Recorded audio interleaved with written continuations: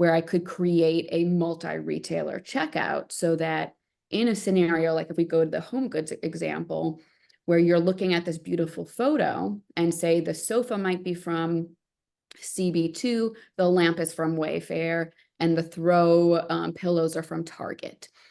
The shopper could add all three of those products into a single cart and complete a single purchase. So I had to go out to these retailers and get permission to access their catalogs.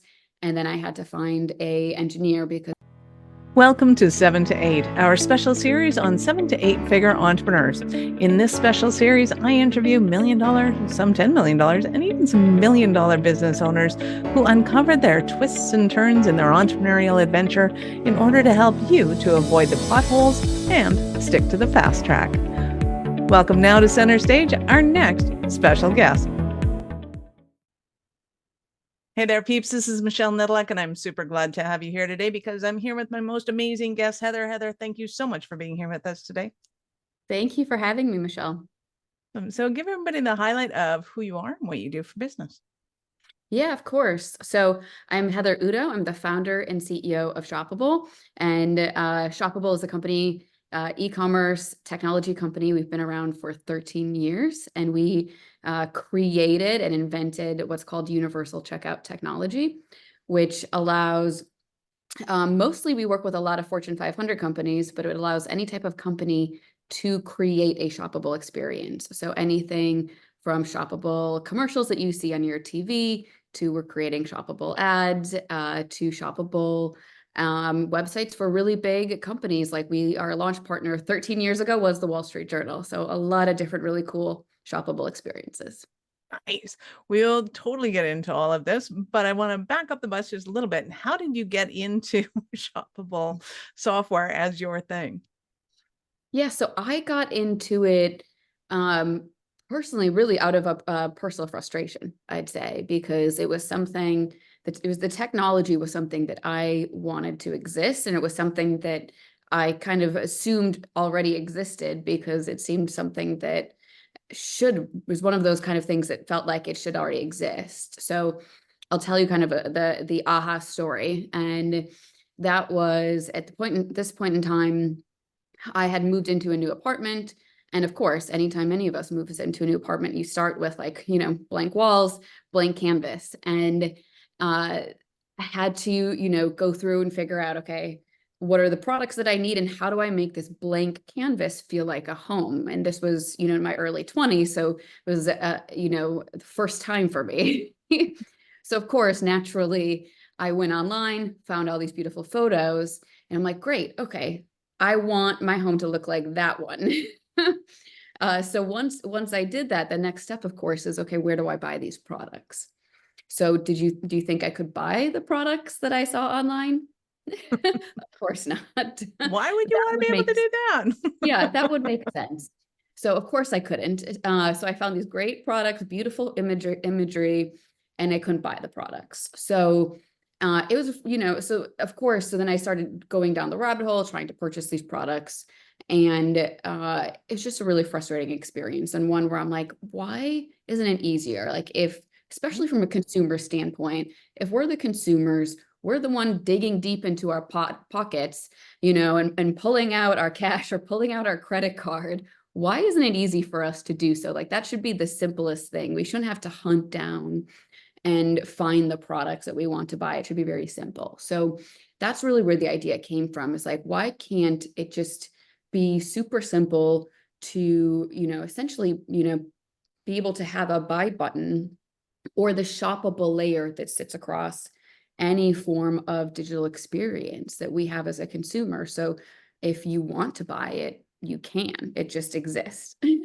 Right. That was one of my biggest frustrations with, I don't know if it was Pinterest or Instagram when it first came out, or both. Yeah. And it was like, this is awesome. Where do I get it? And I was like, I don't know. It's just a picture. It's like, I know, what? I know my Pinterest boards of, I don't know how long they've been around, 15 years. I have full of beautiful photos of things that I can't buy that I wanted to, and I would have. Right. Well, and that makes it super confusing for the purchase, or not the purchaser, but the seller of these items to be able to get it out, and everybody's sharing it, and it's awesome.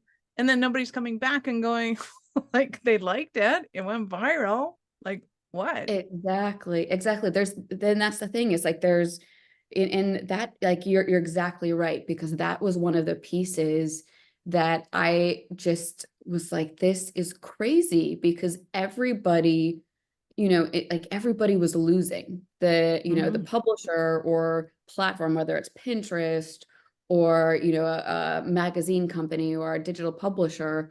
They weren't, they're spending all this time creating this great content, and then you leave the website to go track down these products. So they're not monetizing you anymore, and they're not keeping your attention. So they lose. And then whoever created those products aren't getting the sale because you're too frustrated. You're saying, screw it.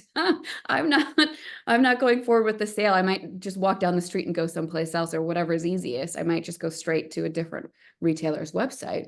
And then the consumer's frustrated. So I'm like, it's a weird situation, or in another flip side, it's an opportunity because all three parties are losing, but with technology, all three parties could win. And that's where I'm like, there's an opportunity that if I can create the technology to solve this, there is a really, really big opportunity here, unless I'm crazy and there's a reason why this doesn't exist. So that's where it Clearly starts. found out there wasn't anybody. So Yeah, how, yeah, there how did wasn't you any. decide, oh, I'm just going to build some software?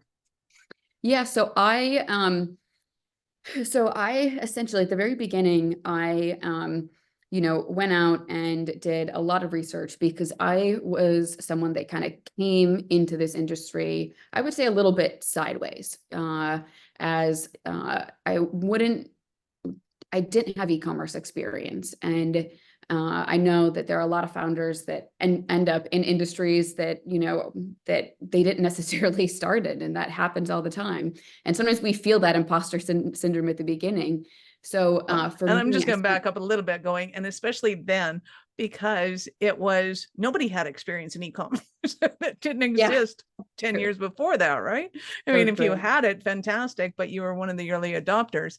So it was so new. I mean, back then we still had what I love to call Frankenware. And it was like, we have a piece of software that does this and a little piece of software that does that. And none of it talks to each other. We're hoping, praying it's going to go together. Yeah. And yeah. That is so true. That is so true, because the majority of even, brands, the majority of e-commerce websites for big name brands that we're all familiar with, I don't want to call anybody out, but the majority of them at that point in time, all the clothing that we're probably all wearing right now, did not have an e-commerce site at that point in time. So that is very fair too. But what I did was really, I spent a decent amount of time researching, trying to understand the space. And then I started dialing and sending out a bunch of emails to brands and retailers to understand, could I get them to come on board with me to agree to let me have access to their catalogs so that I could build a proof of concept. So could I create this digital marketplace where I could create a multi-retailer checkout, so that in a scenario, like if we go to the home goods example, where you're looking at this beautiful photo and say the sofa might be from CB2, the lamp is from Wayfair, and the throw pillows are from Target. The shopper could add all three of those products into a single cart and complete a single purchase. So I had to go out to these retailers and get permission to access their catalogs. And then I had to find an engineer, because although I had startup experience and I had worked at another tech company in San Francisco for a while, I myself could not code. So I had to find someone that could help build a proof of concept and prove that it was technically possible to build what I wanted to build. So that was kind of the very, very early stage that I did.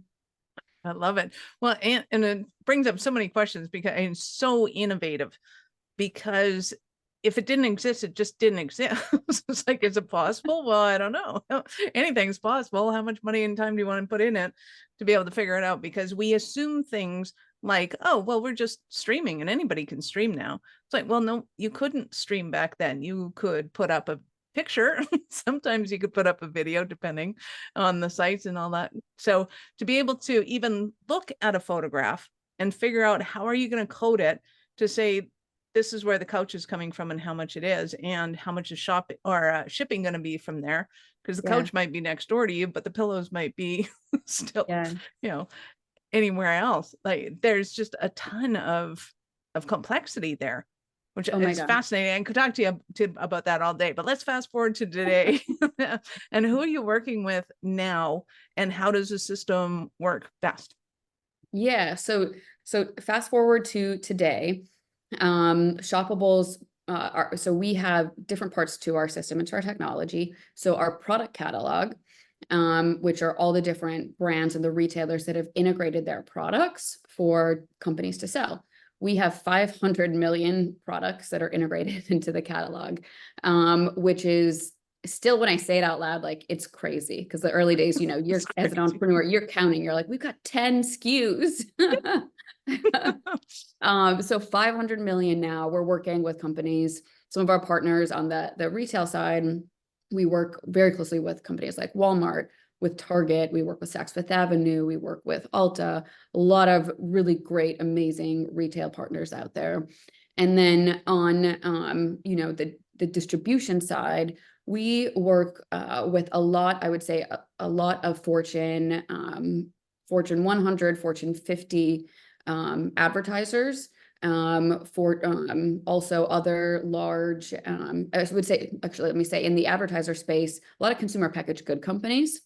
So health and beauty brands, pharma brands, pet care brands, things like that, that are not direct to consumer brands, but they primarily sell through retail channels, and want the ability to make their own sites and advertisements shoppable. So they use our technology. To name one and kind of give people a way to see it, you could check out Revlon.com's website. So Revlon Cosmetics, they use our technology. A lot of stuff like that. And then we also work with a lot of really big platforms that integrated into their technology. I can't name any of the streamers or things like that, or platform companies. They don't let us talk about it, so I can't name names, but there are other platforms that integrate Shoppable's APIs and then distribute it more widely.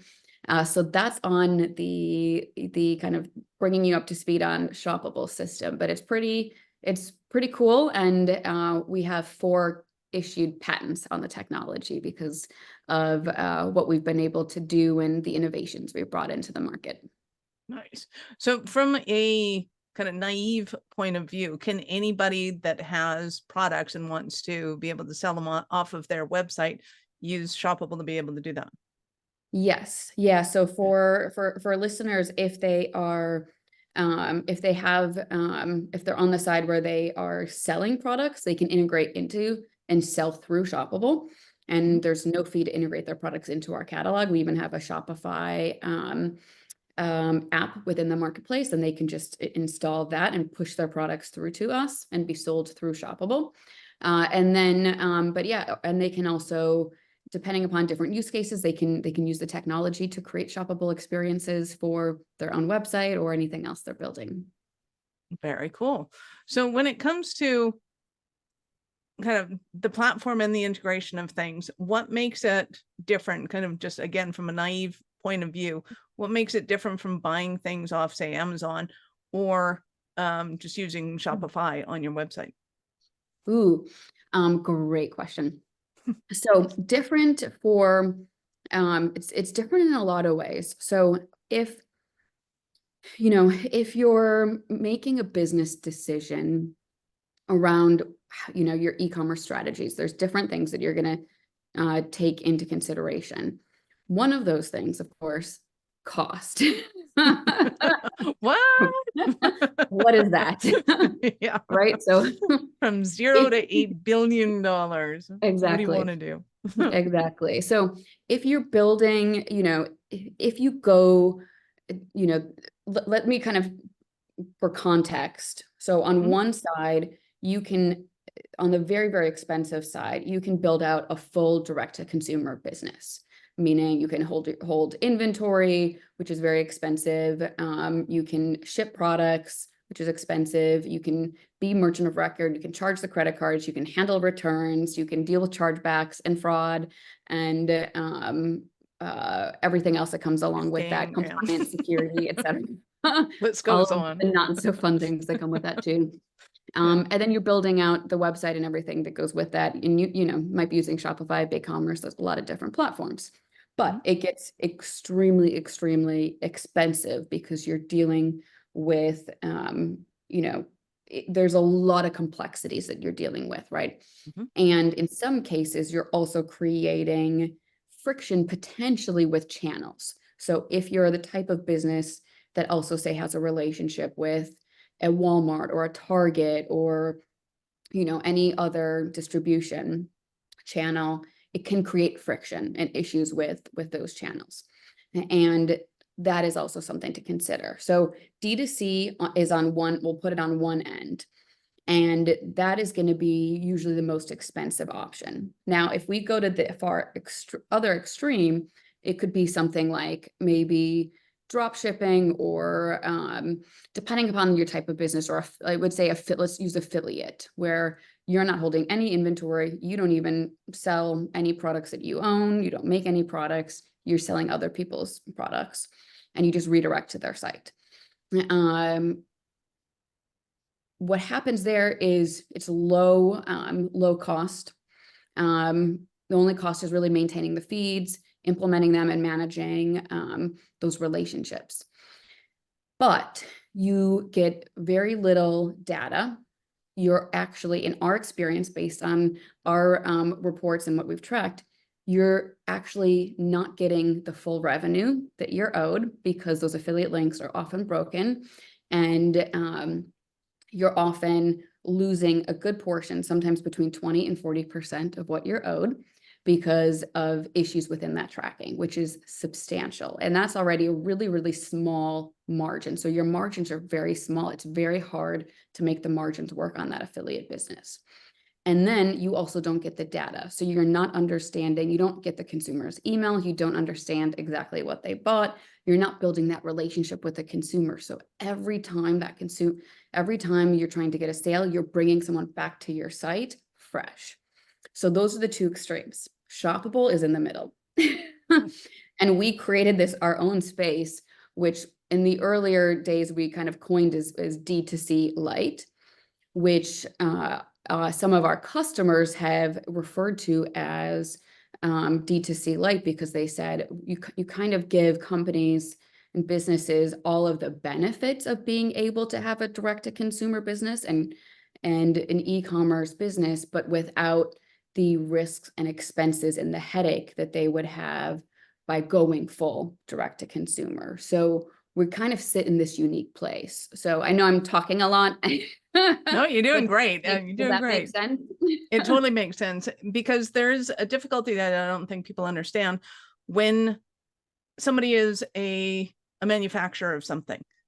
As soon as they go direct to consumer, they're basically in competition with all of their distribution outlets, which causes a ton of headaches, problems, politics, you name it.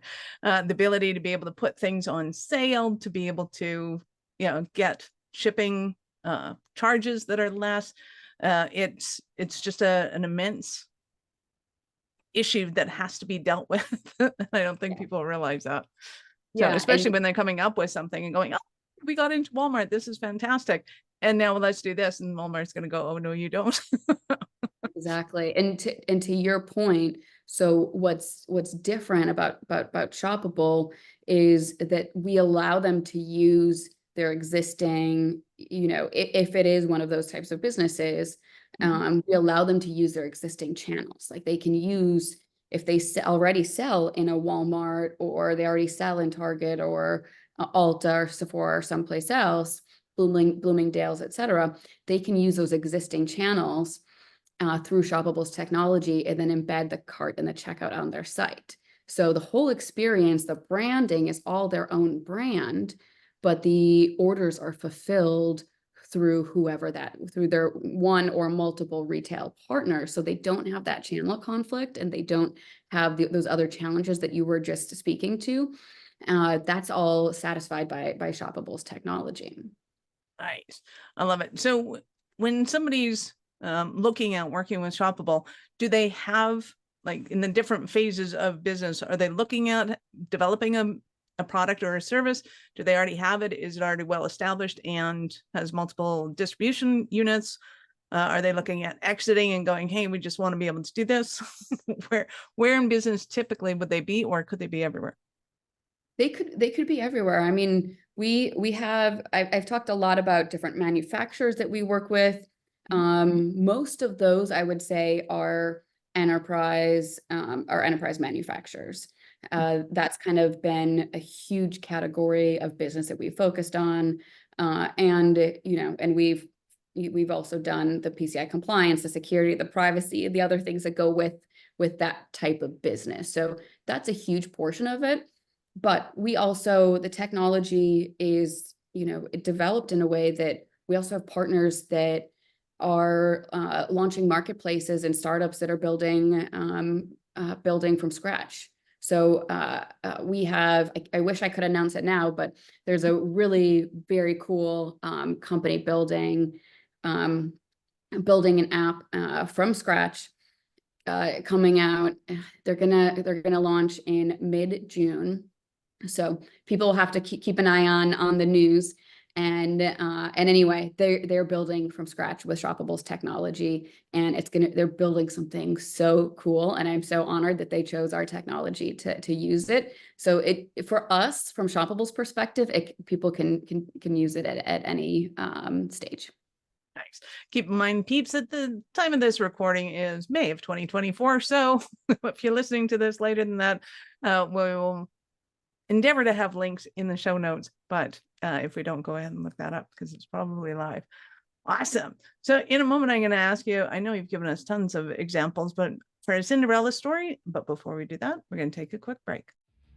Are you running a business over 7 figures but still struggling with technology headaches? Pay attention, you do not want to miss this offer. This podcast episode is brought to you by Awareness Strategies, who is offering a custom-built digital adoption roadmap for anyone running a business over 7 figures who's wanting to grow their business in the next 5 years. And it's not just a roadmap, they offer full implementation as well if that scares the out of you. Check out awarenessstrategies.com/roadmap for more details today. The link's in the show's notes.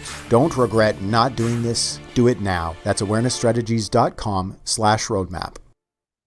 Well, I am super excited to hear about a Cinderella story of one of your clients.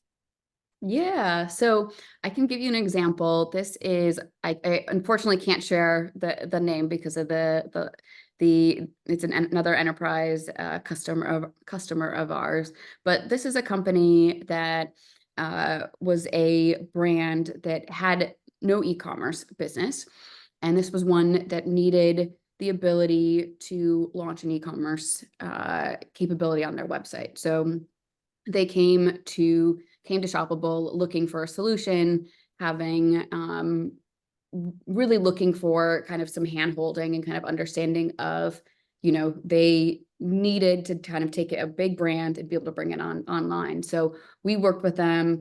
This was first about 3 years ago, help them launch, get their brand online, bring it out to market. They had a successful launch.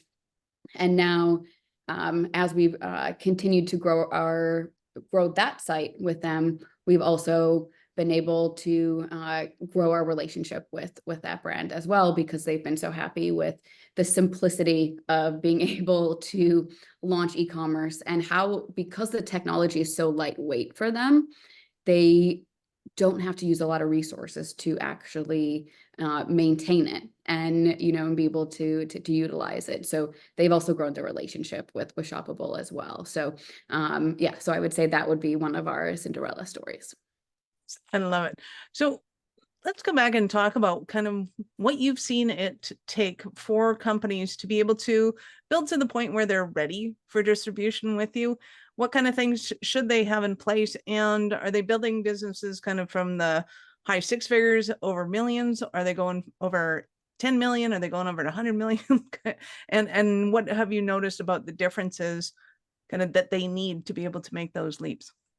Yeah, so it's interesting because, as an entrepreneur myself, I've seen you know, personally, I've obviously taken Shoppable through all of the stages from, you know, building myself, the company myself as an individual in, you know, my 1-bedroom apartment, to, you know, to what it is today.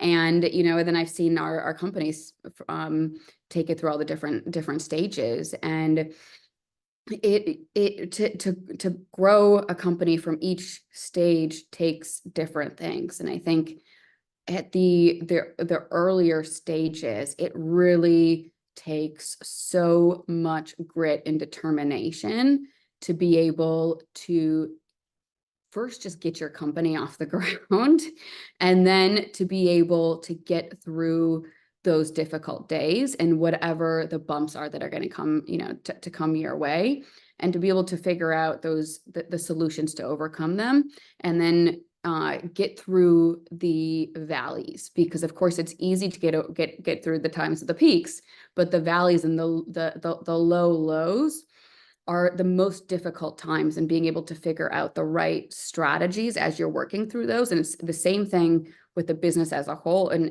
as it is even with different parts of your commerce business, as you're seeing different parts of like your launch strategy with commerce too, is how do you know, what's your strategy of getting out of those valleys, and the determination that you need and the focus on solutions is so important. And I think that your attitude and that you bring to it is really important too. But there's so many pieces, but I'll leave it at that. I could go on forever.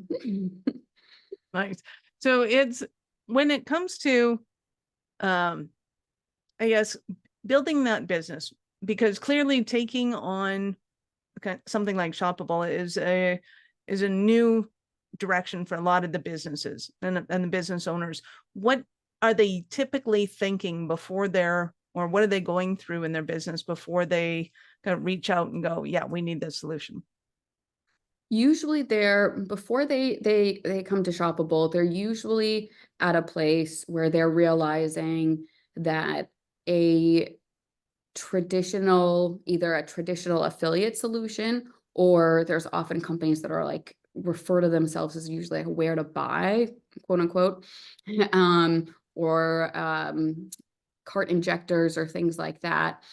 And the companies are realizing that those solutions are not giving them what they need, and they don't provide enough clarity into the business that they need. Because when those types of companies will tell, you know, will tell you, okay, we had this many clicks from your experience.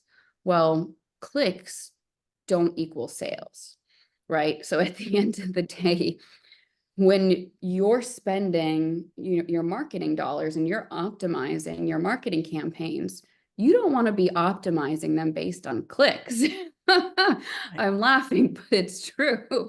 You want They to be do a lot of that. Well, it became what affectionately known as egometrics. It looks good.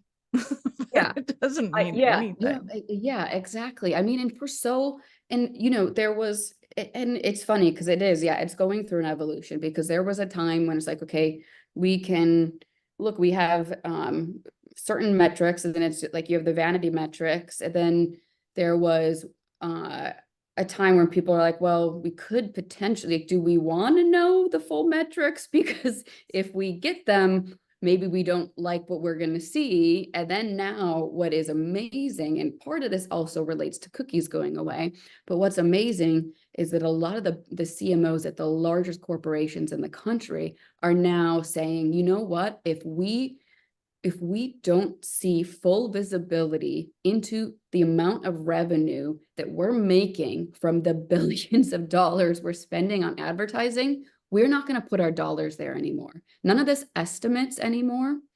You need to tell me exactly how many sales we sold as a result of that campaign. Even if it wasn't fully ROI positive, I still need to know how many sales it drove.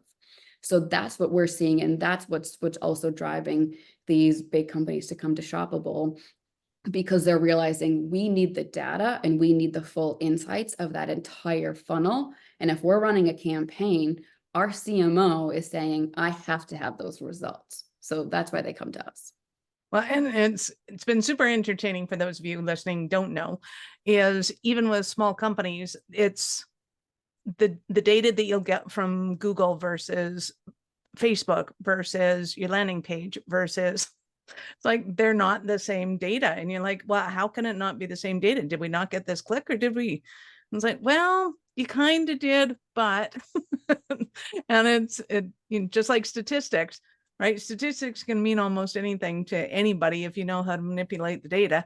And it's not really manipulating the data so much as it's reading the data. But what are you reading into it? So what are you reading, or what are you taking from the reports to put into the dashboard? And they're not always the same. And it is so important to understand. So I won't boggle anybody's mind anymore. So I know people are going to want more from you. How did they start that journey with you? Yeah, so for me, the best place to find me directly is on Instagram. So I am at Heather_Udo, and Udo is UDO. And then for Shoppable, we are shoppable.com or about.shoppable.com. Thanks, 11. We will, of course, have all of Heather's links in the show notes. So go ahead and scroll down, click on the links, open up in a new browser, because we're not done yet. So Heather, I get to ask you, at what point in life did you know that you were special kind of crazy enough to think that you could become an entrepreneur? Oh my gosh. Probably in high school. Nice. Any stories, any adventures going on in high school? Well, so the reality is before high school, I will tell you really quickly, I didn't know what an entrepreneur was, but just before high school, I probably was, maybe it was middle school, 12, 13. I set up AOL, those AOL discs at my house, launched it, and then eBay had just launched. eBay just came into existence, and I saw on the homepage Beanie Babies, and I saw that one of them was like, someone was buying it for $150. And I said, I just saw that one down the street for $5. So I went back and I bought it, and then I sold it. And I did not know the word arbitrage. I didn't know any of these things. But anyway, so I had a little arbitrage business. I started buying them at the local gift shop and spinning them up on eBay in the very early days of eBay. So that was me at 13. And I was in the chat rooms negotiating with people. And at one point I had this woman suddenly ask me, she goes, "How old are you?" And I said, "Excuse me, that is none of your business." And she's like, "I'm sorry, you're right. I just thought for a minute you sounded a little young." And I was like, "Because I'm 12. Not incorrect. She didn't know. Just inappropriate. Yeah. It was like, how would my mom answer that question? Like, huh? That is awesome. I love it. You've been absolutely fantastic. Any last words for our peeps?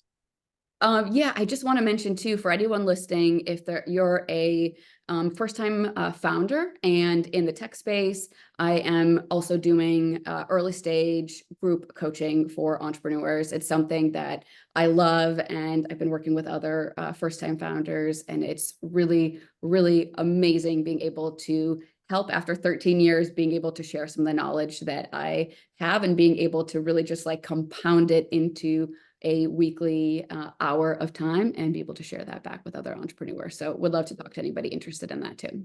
I love it. So do you still want them to get a hold of you through the Instagram links and things that we have, or is there a different one for you? Yes, through Instagram. Just send me a DM. Super easy there. Love it. Awesome. Thank you so much for your time, Heather. I appreciate it, and I know how valuable it is. Thank you, Michelle. Awesome. Peeps, this is Michelle Nedelec. Thank you for being here with us today. Be sure to subscribe to the show and share it with your friends. We love helping entrepreneurs grow. Thank you for listening to 7 to 8. If you're interested in upping your speaking game, be sure to connect with our guests with the links in the show notes, and connect with me to see how we can help you get your tech done for you and help your speaking dreams come true.